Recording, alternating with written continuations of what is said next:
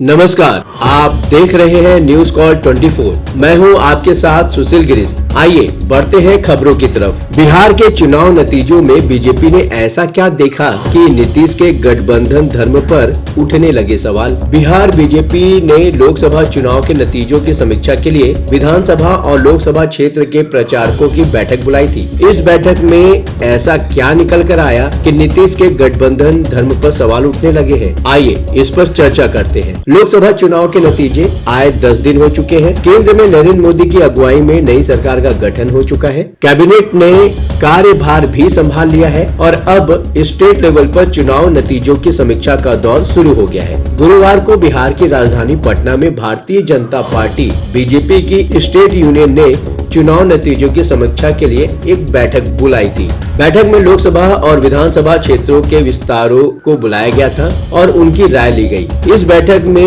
वो सीटें फोकस में थी जहां बीजेपी की अगुवाई वाले राष्ट्रीय जनतांत्रिक गठबंधन एनडीए के उम्मीदवारों को शिकस्त का सामना करना पड़ा था।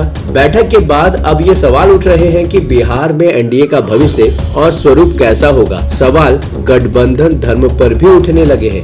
मगध और भोजपुर क्षेत्र की 6 सीटों पर एनडीए के उम्मीदवार चुनाव हार गए। लोकसभा चुनाव के 7वें और अंतिम चरण में बिहार की 8 सीटों पर 1 जून को वोट डाले गए थे। इनमें से 6 सीटों पर एनडीए को हार मिली। यहाँ 4 सीटों से बीजेपी के उम्मीदवार मैदान में थे, आरा, बक्सर, पाटलिपुत्र और सासाराम। बीजेपी की समीक्षा बैठक में पार्टी के विधानसभा और लोकसभा क्षेत्र के प्रचारकों ने सहयोगी दलों के वोट ट्रांसफर नहीं होने की बात कही और साथ ही ये भी जोड़ दिया विशेषकर जेडीयू का वोट बेस लव कुश यानी कुर्मी, कोयरी, कुशवाहा वोट बैंक ही रहा है। इन वर्गों के वोट को लेकर नीतीश कुमार की ओर उंगली उठी तो बचाव में राष्ट्रीय लोक मोर्चा आरएलएम के प्रमुख उपेंद्र कुशवाहा भी खुलकर उतर आए। जिन सीटों पर एनडीए उम्मीदवार हारे हैं, खुद उपेंद्र कुशवाहा की सीट काराकाट भी उसमें शामिल है। काराकाट में भोजपुरी फिल्मों के अभिनेता पवन सिंह के मैदान में उतरने से उपेंद्र कुशवाहा को नुकसान हुआ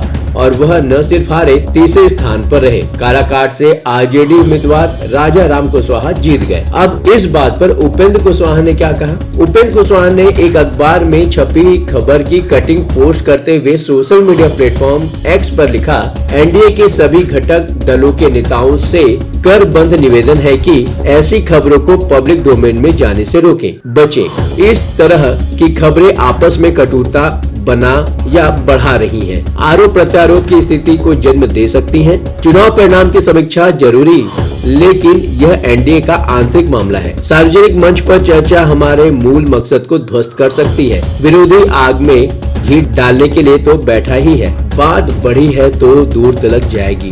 बीजेपी के मंथन में जो बातें निकली, पहली नजर में भले ही वह नीतीश कुमार की ओर इशारा लगे, लेकिन बात बढ़ी है तो उसकी जद में उपेंद्र कुशवाहा के साथ बिहार बीजेपी अध्यक्ष सम्राट चौधरी भी तो आएंगे। उपेंद्र कुशवाहा और सम्राट चौधरी दोनों खुद भी उसी कोयरी बिरादरी से आते हैं जो जेडीयू के लवकुश समीकरण का कुश है। एक पहलू ये भी है कि नीतीश कुमार के अगुवाई वाली जेडीयू को भी 2019 के मुकाबले 4 सीटों का नुकसान हुआ है। पिछले चुनाव में 16 सीटें जीतने वाली पार्टी इस बार 12 सीट ही जीत सकी। बीजेपी अगर जेडीयू के वोट ट्रांसफर को बेस बनाकर नीतीश को घेरती है तो बिहार में सरकार की अगुवाई कर रही पार्टी के पास भी काउंटर अटैक का आधार है। जेडीयू और बीजेपी के वोट एक दूसरे को आसानी से ट्रांसफर होते रहे हैं। इस बार चुनाव में कई जगह लोकल फैक्टर हावी थे। पवन सिंह के काराकाट से चुनाव मैदान में उतरने से उस सीट पर स्वर्ण वोट बैंक एनडीए से छिटक गया तो आरके सिंह की बयानबाजी बीजेपी को आरा में भारी पड़ी। काराकाट इफेक्ट ही था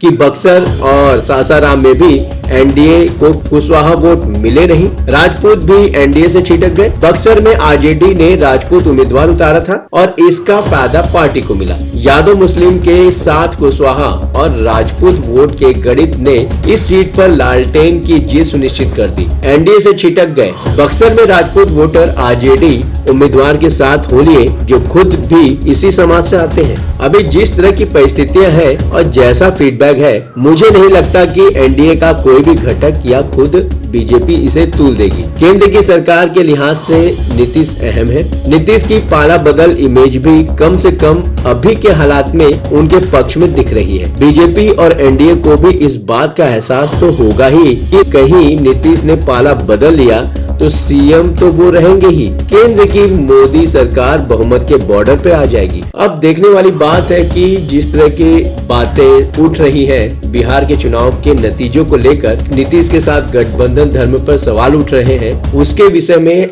आप अपनी राय हमें कमेंट के माध्यम से भेज सकते हैं। अभी तक आपने हमारे इस चैनल को सब्सक्राइब नहीं किया है तो कृपया इस चैनल को सब्सक्राइब करें, फॉलो करें और नोटिफिकेशन में जाकर ऑल का ऑप्शन दबाना बिल्कुल ना भूलें। नमस्कार।